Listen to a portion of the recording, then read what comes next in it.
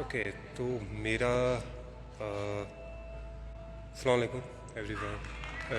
मेरा लाइव आने का मकसद यहाँ कोई ख़ास नहीं है। मुझे बेसिकली मैं 2-4 दिन में सोच रहा था कि दिल्ली कारवां पर लाइव आऊँ और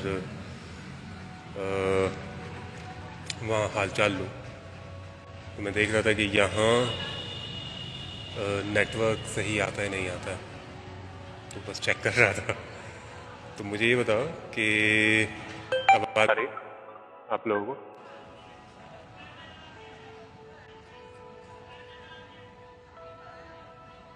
मैं ठीक हूँ भाई, आप कैसे हैं? आवाज़ आ रही है आप लोगों को?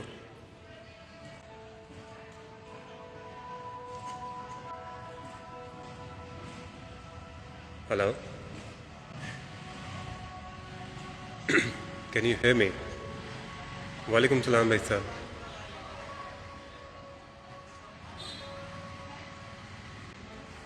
मतलब यहाँ यहाँ से हम लाइव आ सकते हैं, ये अच्छी जगह है, बढ़िया। आर्कोलॉजिकल पार्क महरौली का हिस्सा है और उमूमन मैंने कभी यहाँ कोई किसी भी तरह की हेरिटेज वॉक नहीं कराई, पर ये मेरा अपना एक हिस्सा है जहाँ मैं अक्सर रात में आया करता हूँ टहलने के लिए। मेरा क्या हो रहा है, मतलब आजकल क्या हो रहा है ये पूछना मतलब अजाब हो रहा है हर जगह। और जैसी हर जगह से खबरें आ रही हैं डिप्रेसिंग सी। ओके, सो यूजुअली मैं यहाँ आता हूँ और मैं यहाँ बैठता हूँ। तो मैंने बहुत पहले एक मैं शायरी तो खैर मैं क्या ही लिखता हूँ, वो मेरे बस की बात नहीं है शायरी वगैरह लिखना, पर ख़याल मैंने बहुत लिखे हैं। और एक जो ख़याल है वो मैंने कभी लिखा था कि किसी वीराने में किसी दरख्त के साए तले कोई पुरानी गुज़िश्ता कब्र जिसमें कोई शहज़ादी ता क़यामत तक के लिए सो रही है। तो जब भी मैं यहाँ आता हूँ तो मुझे वैसा ही एहसास होता है कि कब्र है, ना जाने किस ज़माने की है। पीछे शायद मुग़ल ज़माने से पहले की है। खैर मैं लाइव आ गया हूँ मैं चेक करने के लिए, तो कुछ बातें कर ली जाए।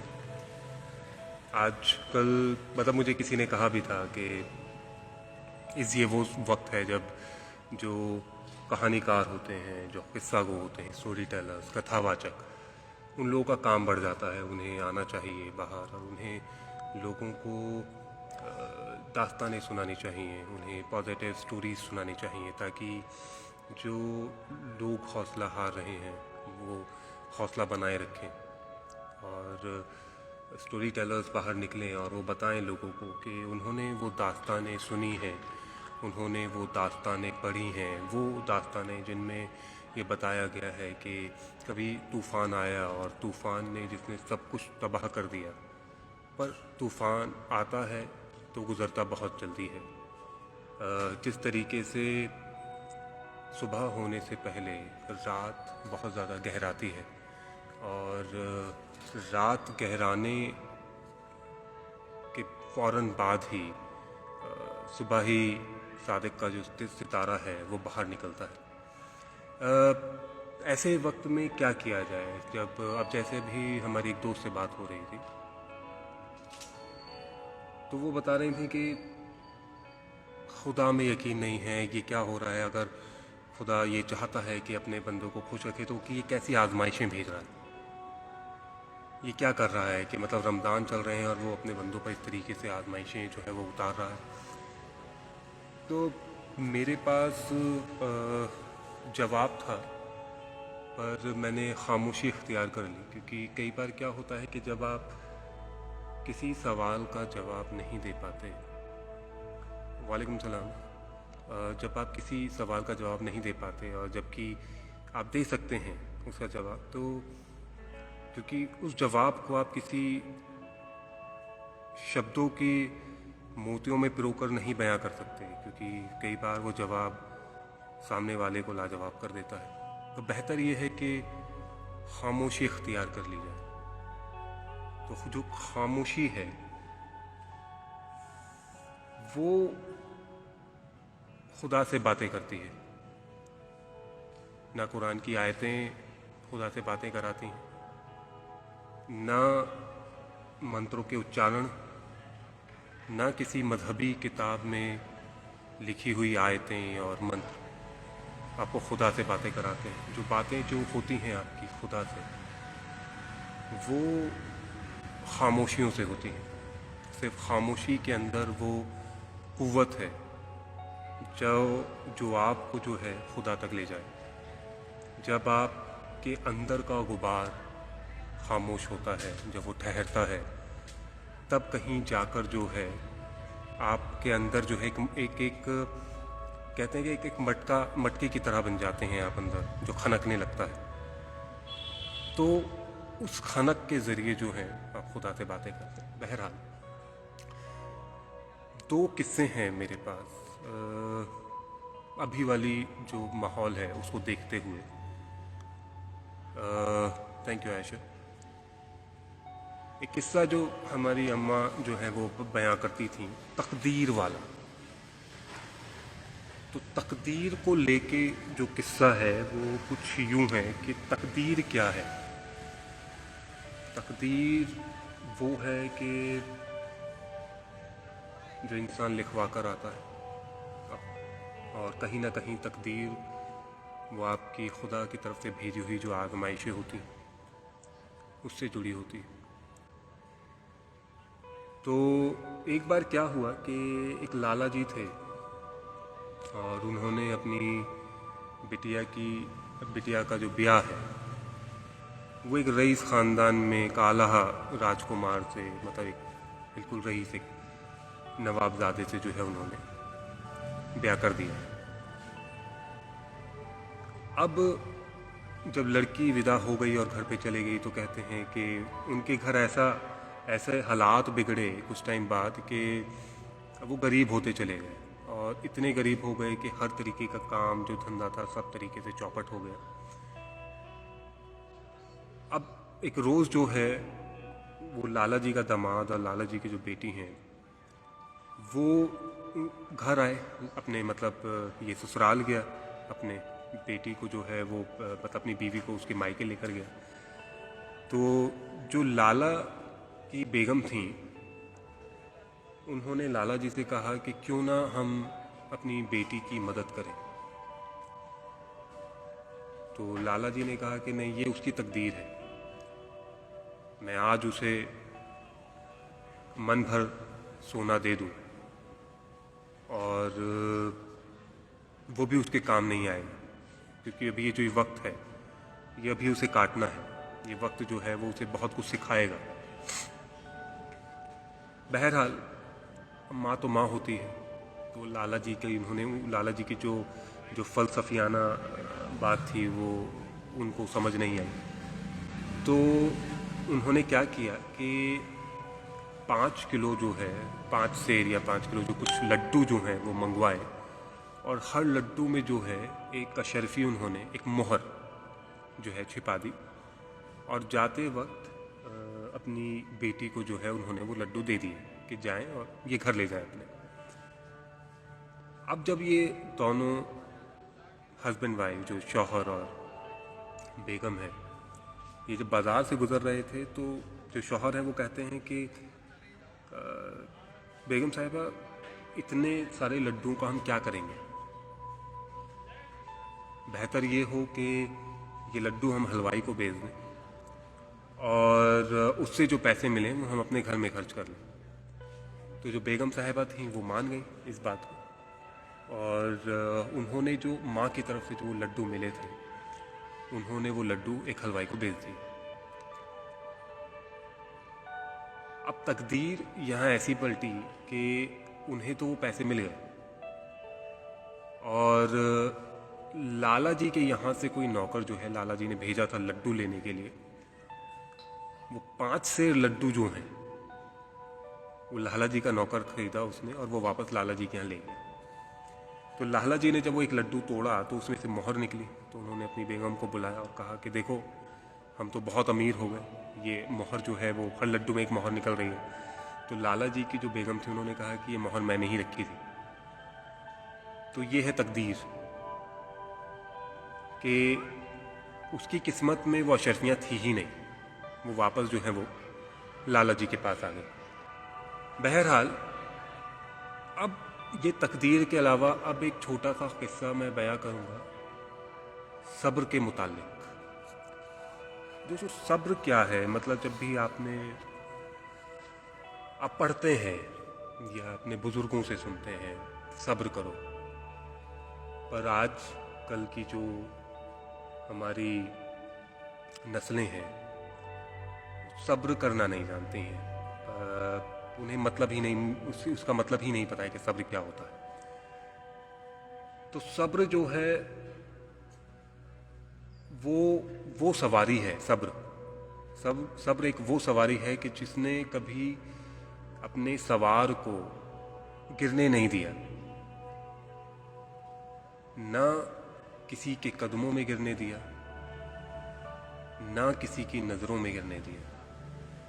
सब्र एक हुनर है जो हर किसी को आता नहीं, और जिसको आ जाए तो वो आबे हयात पाले।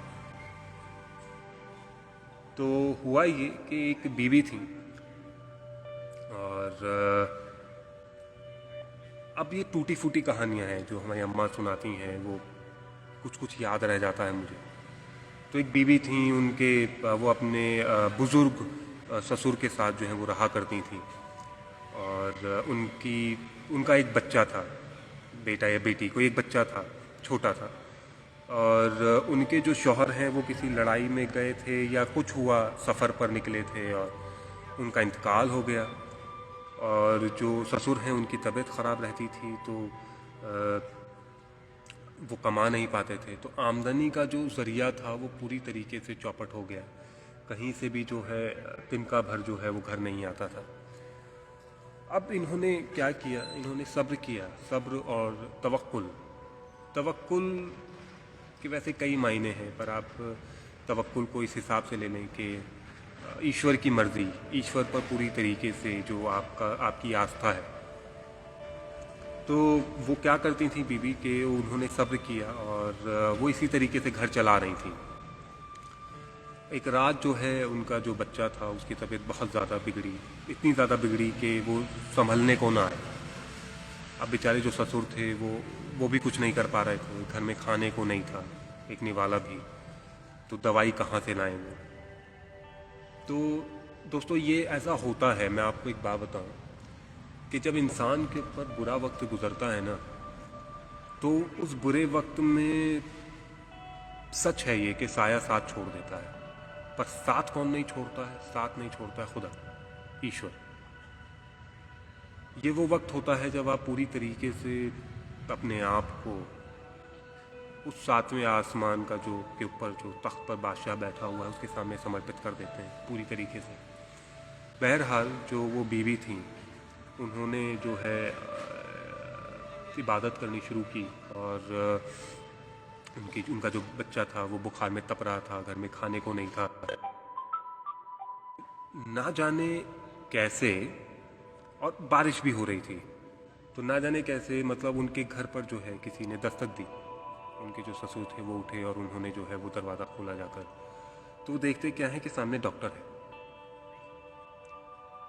तो उनसे पूछते हैं कि उन्होंने फ़लाना नाम लिया, तो डॉक्टर साहब ने कि भाई वो यहाँ रहते हैं।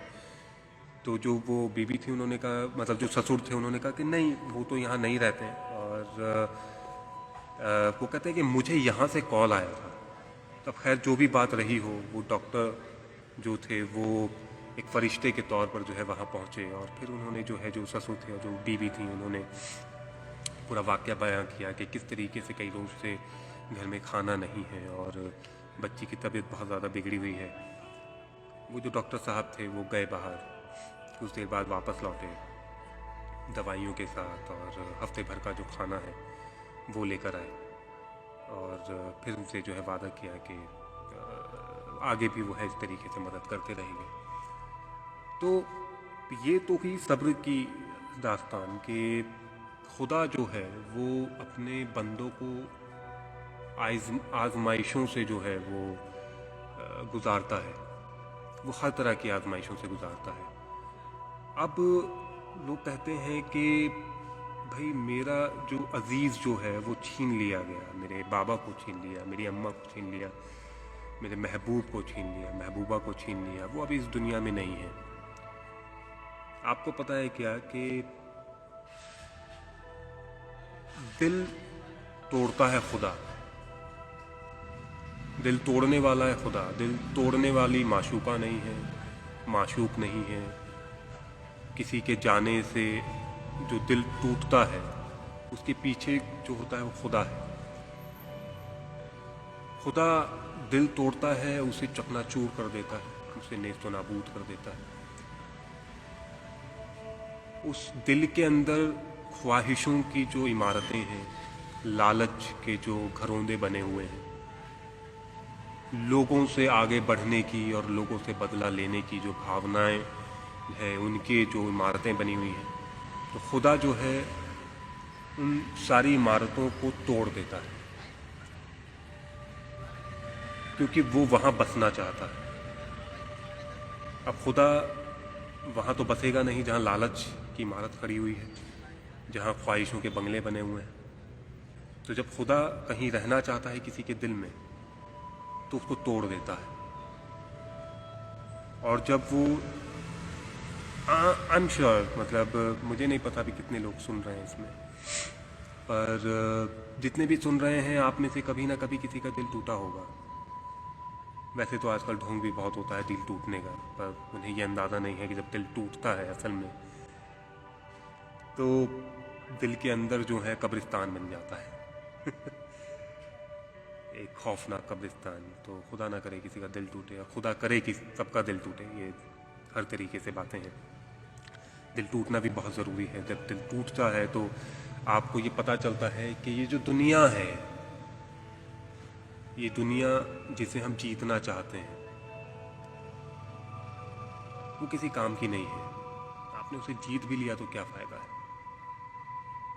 जब दिल टूटता है तो फिर ये समझ आता है कि ये जो रिश्ते हमारे हैं वो सब फ़ानी हैं, सब टेम्परेरी हैं। हमसे जो सबसे ज़्यादा मोहब्बत करता है वो खुदा है। वो हमें अपने करीब बुला रहा है। तो जब आप सब्र करते हैं, दिल टूटा होता है, तो खुदा के सबसे नज़दीक पहुंचते हैं। और जब आपके अंदर किसी भी तरह की ख्वाहिशें नहीं रहती ना, तब सबसे ज़्यादा सुकून होता है। अब आप ये सोचें कि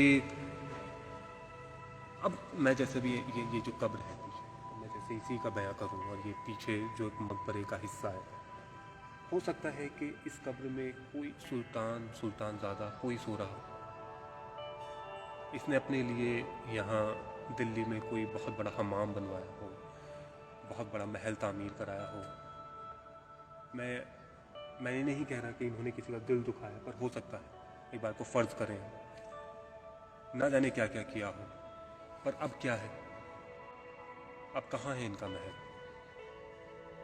अभी ये सिर्फ एक छोटी सी जो कब्र है उसमें सो रहे हैं। कहाँ है इनके सिपाही, कहाँ इनका ख़जाना, कहाँ इनका लाव लश्कर, कहाँ इनका हरम, या जो भी शख्स इसमें सो रहा है। तो सब यहीं धरा रह जाना है। बादशाह शहंशाह ए वक्त शाहजहाँ ने जो है वो इतना आलीशान जो है ताजमहल बना दिया। क्या उस ताजमहल को अपने साथ जन्नत में ले गए या दोज़ख में ले गए, मुझे नहीं पता वो कहाँ है। तो सब कुछ यहीं रखा रह जाना है। ये दुनिया एक टेम्परेरी है, ये फ़ानी है। यहाँ के रिश्ते नाते, चाहे किसी भी रिश्ते से हो, चाहे माँ बाप, सब कुछ यहीं रह जाना है। कुछ आपके साथ नहीं जाएगा। सबसे बेस्ट तरीका ये है कि ये जो दुनिया है जिसमें हम सफ़र कर रहे हैं, हम एक एक सांस जो हम लेते हैं, जो छोड़ते हैं, वो एक एक सांस एक कदम है हमारा, हमारी मौत की तरफ। और इस बात को जितनी जल्दी हम लोग समझ लें कि मौत आनी है, आज नहीं तो कल, पलक झपकाएंगे, पलक उठाएंगे नहीं उठाएंगे नहीं पता। मैं सांस लूं और ना छोड़ पाऊं, तो ये दुनिया जीतना इतना बड़ा हुनर हो गया, इतना बड़ा कि हम उन लोगों के पीछे पीठ पीछे खंजर घोंपते रहते हैं, उनसे आगे निकलना चाहते हैं। हर तरीके का लालच इंस्टाग्राम पे, सोशल मीडिया पे उमूमन मैं देखता हूँ, अरे वो ये फलां शख्स ये पोस्ट कर रहा है, मुझे भी ऐसा करना चाहिए, अरे वो ऐसा हो गया वैसा हो गया। नहीं, सब यही रहेगा। जो कर रहा है उसे करने दो। आप अपनी तरफ रहो। आप जब सुबह उठो तो आईना देख पाओ। बाकी मेरे पास ऐसा कोई ज्ञान नहीं है कि मैं कोई ख़ास ज्ञान जिसे मैं दूँ। ये सारी बातें सबको पता होती हैं। जो कहानीकार होते हैं, जो मुसाफिर होते हैं, वो बस लोगों को वो ये याद दिलाते रहते हैं आके। हर कोई अपने आप अंदर एक कहानी समेटे हुए है। हर कोई जो है वो दास्तान गो है। बस कहीं ना कहीं आके उस दास्तान, मतलब जो अंदर जो कोयला है, जो जम चुका है, कोई एक मुसाफिर आता है कहीं से और बस उसमें थोड़ी सी चिंगारी दे देता है। ये सारी बातें जो मैंने आपको बताई वो कहीं ना कहीं आपको पहले से पता है। और मैं ये समझ रहा हूँ कि आजकल किस तरीके से आप गुजर रहे हैं। आप एंजाइटी हो रही है, रेस्टलेसनेस हो रही है, पैनिक अटैक्स आते हैं, रातों में नींद नहीं आती है, ये सोचते हैं कि क्या होगा, कल क्या होगा, कल क्या होगा, कल क्या हुआ था सबको पता है। क्या किसी के जाने से दुनिया रुक जाती है? कितने लोग इस दुनिया को छोड़कर चले गए हैं? क्या उनके जाने से सब कुछ रुक गया? तो अगर कोई आपका अपना छोड़ जाए या आप परेशान हैं किसी के जाने से, तो आप पता है क्या कर सकते हैं? आप शिकस्ता दिलों को सुकून पहुंचा सकते हैं, टूटे हुए दिलों को। सिर्फ किसी को ये कह दे कि सब ठीक हो जाएगा, मैं हूँ। किसी को फ़ोन करके बस बोल दें, मैं हूँ, तुम्हें किसी चीज़ की ज़रूरत तो नहीं है, कुछ चाहिए तो नहीं तुम्हें, घर में सब खैरियत है, बस इतना बोल दो। अपने आसपास देखें कि भूखा तो नहीं सो रहा है, उसके पास बैठे, उसे अपने साथ खाना खिलाएं। मुझे मालूम है कि अभी पैंडेमिक चल रहा है, वबा चल रही है, ये पॉसिबल नहीं है, पर कोशिश करें कि उससे किसी तरीके से कनेक्शन बनाए रखें। बहुत सारे लोग यतीम हो गए हैं, तो यतीमों के सर पर हाथ रखें, उनके लिए दुआएं करें।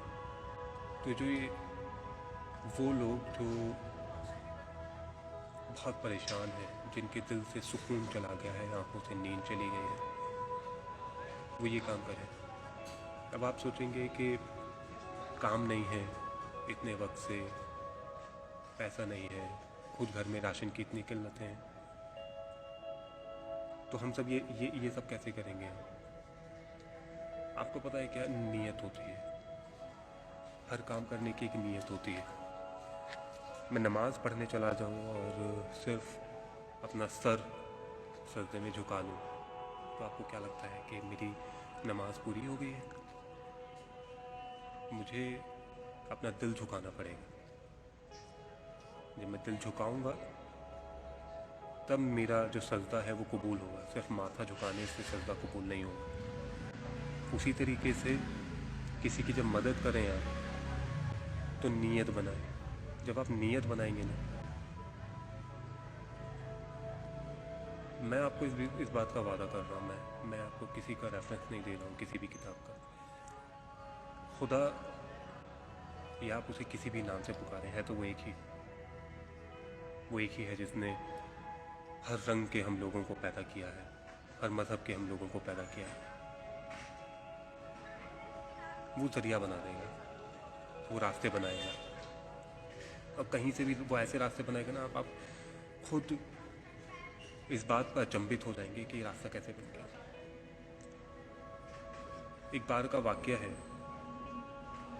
मुझे नहीं पता ये कितना सही है कितना सही नहीं है, बट वाक़या है और कुछ बताता है। जैसे हज़रत मूसा के पास जो है कोई भूखा शख्स आया और उसने उनसे खाना जो है मांगा है।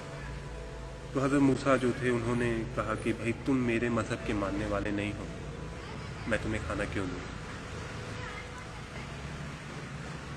वो शख्स चला गया। तो जिब्राइल जो हैं वो आए और उन्होंने जो है मूसा को डांटा कि तुम कौन होते हो किसी को खाना ना देने वाले। तुम्हें नहीं, तुम्हारी थाली में भी जो खाना आया है वो खुदा की तरफ से आया है, उस शख्स को खुदा की तरफ से भेजा गया था। अब वो किसी भी मजहब का मानने वाला है, तुम्हारा फर्ज ये था कि तुम उसका पेट भरो। अब मूसा जो है वो नंगे पांव निकले बाहर और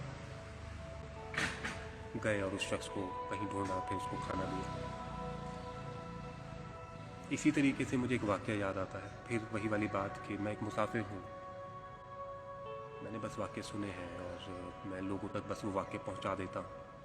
वो वाक़या जिनमें कोई ना कोई एक मकसद छिपा होता है, कोई ना कोई एक अच्छी बात छिपी होती है। मुझे उससे मतलब नहीं है कि वो वाक़या, उस वाक़ये की टेक्निकलिटी क्या है, उसमें किरदार कितने सही हैं। उस वाक़या जब वो ख़त्म हो तो बस उसमें कोई अच्छी बात हो, बस। अब एक वाक़या मैं बयां करता हूँ। जैसे एक बार क्या हुआ कि एक बुज़ुर्ग थे और वो अपने किसी शागिर्द के साथ कहीं जा रहे थे और इतने में जो है पेड़ के नीचे जो है उन्हें कोई शख्स जो है वो सोते मिला और उस शख्स वो शराब के नशे में था और बेहोशी के आलम में था, उसके मुंह से झाग निकल रहे थे। तो जो बुज़ुर्ग थे वो देखा उन्होंने, उससे जो है वो नाक भौं जो है वो सिकोड़ ली कि देखिए इसने मतलब कितना गफलत में है ये इंसान, शराब पीकर जो है वो पड़ा हुआ है। अब थोड़ी देर बाद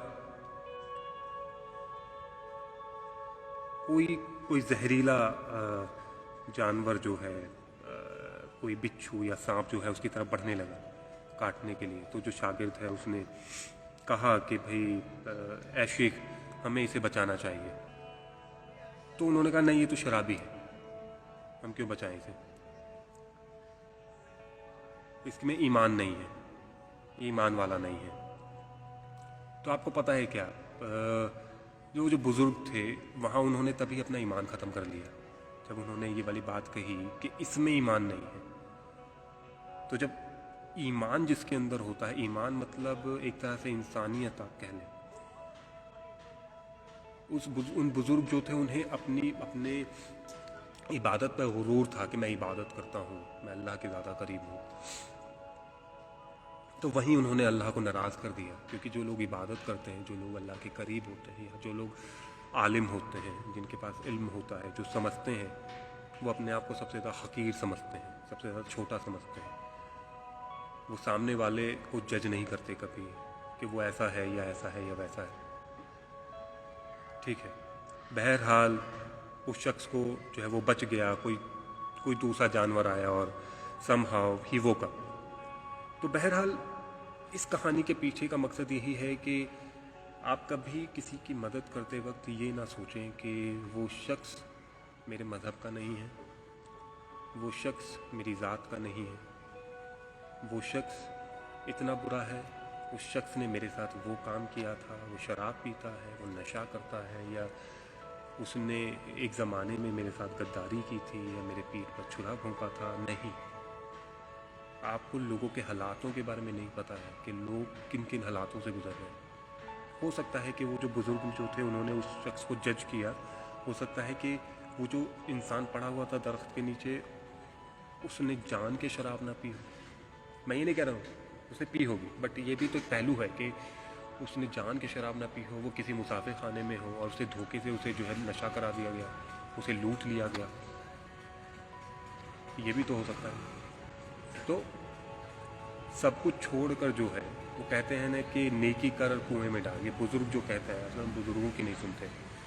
तो सब छोड़ के आजकल सिर्फ एक दूसरे के साथ रहो, एक दूसरे को पूछते रहो। किसी को पानी भी पिला दोगे ना, मैं बता रहा हूँ आपकी बेचैन रूह को बड़ा सुकून मिलने वाला है। ठीक है, तो जितनी भी मैंने ये बातें बताई आपको, वालेकुम सलाम, जितनी भी ये बातें बताई मैंने आपको, चाहे वो सब्र की हो, चाहे तकदीर की हो, चाहे शिकस्ता दिलों की हो, मैंने ऐसी कोई बात नहीं बताई जिससे मैं खुद ना गुजरा हूँ। मैं खुद एक बहुत लंबा सफ़र करके आज यहाँ पहुँचा हूँ।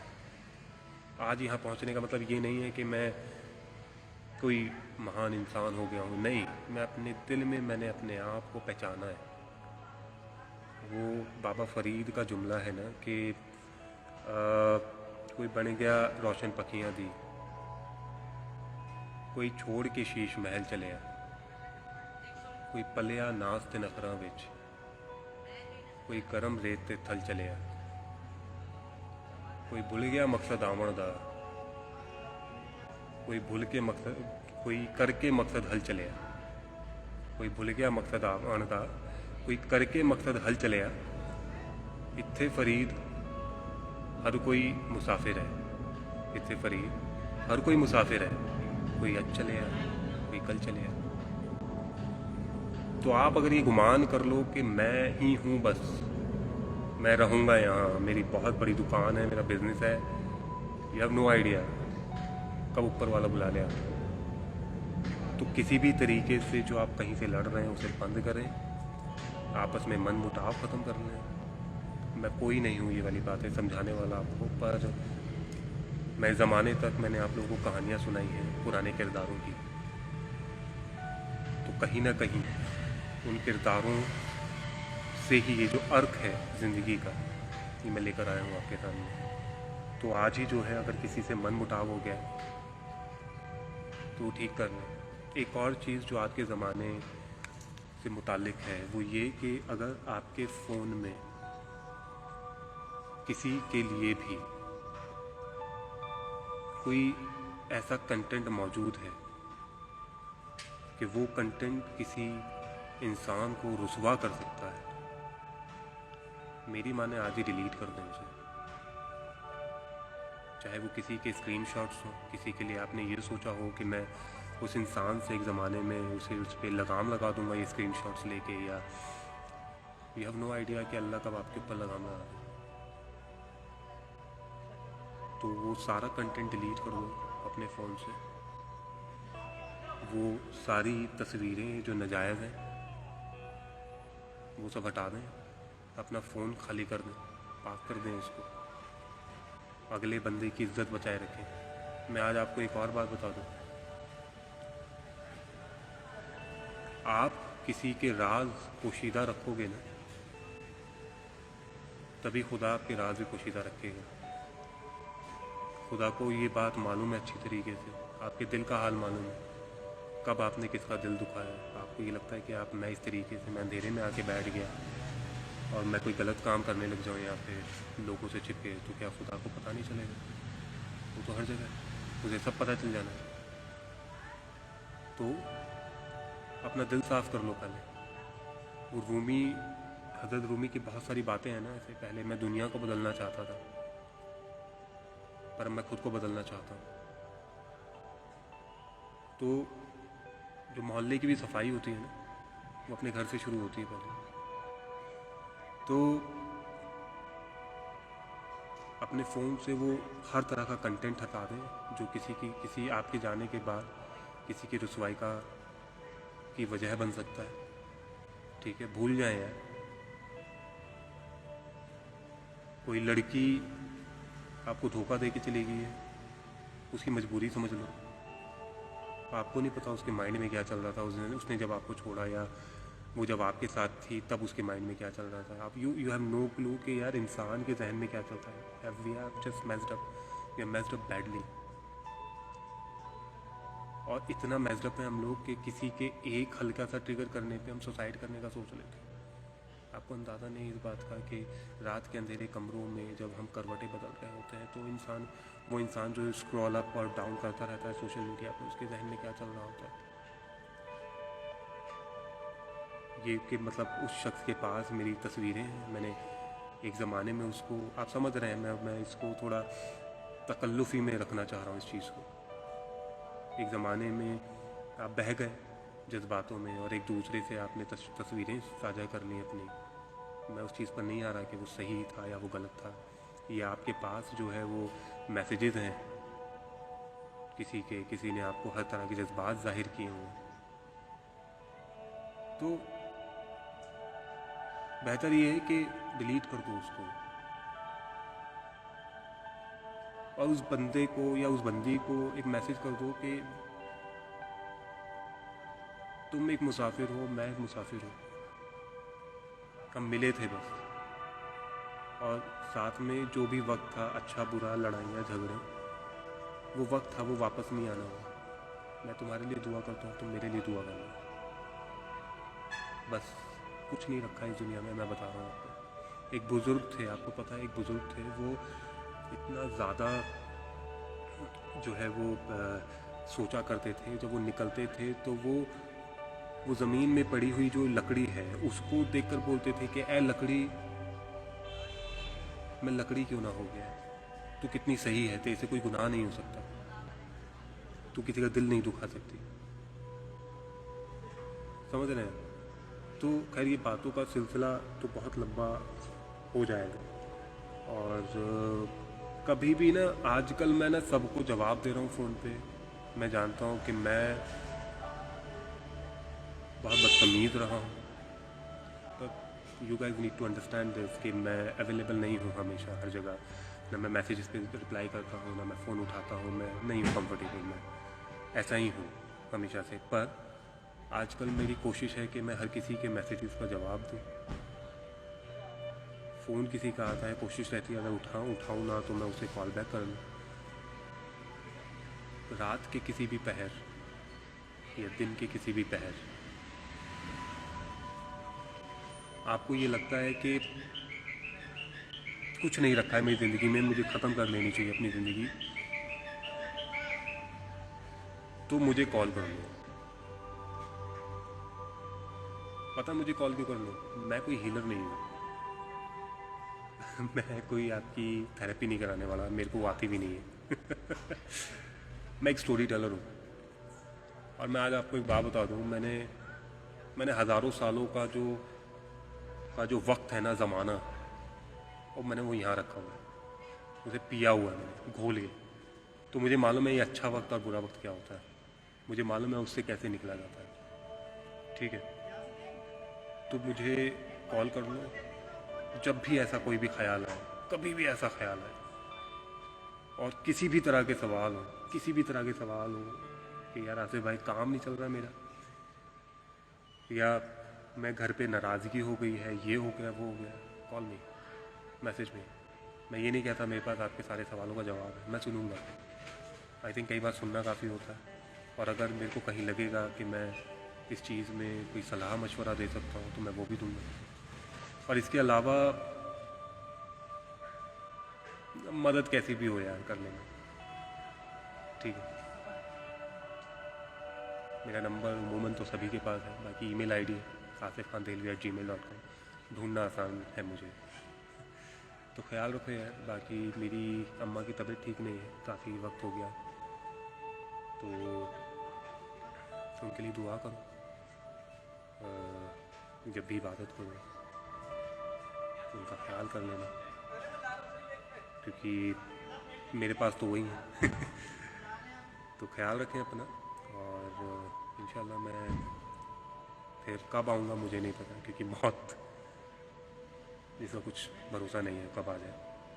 तो इंशाल्लाह जल्दी ही मुबारक हो, मतलब मुलाकात होगी। और ये जो कब्र है इसके साथ मैं दिला देता हूँ। So I was here when I was talking to you guys,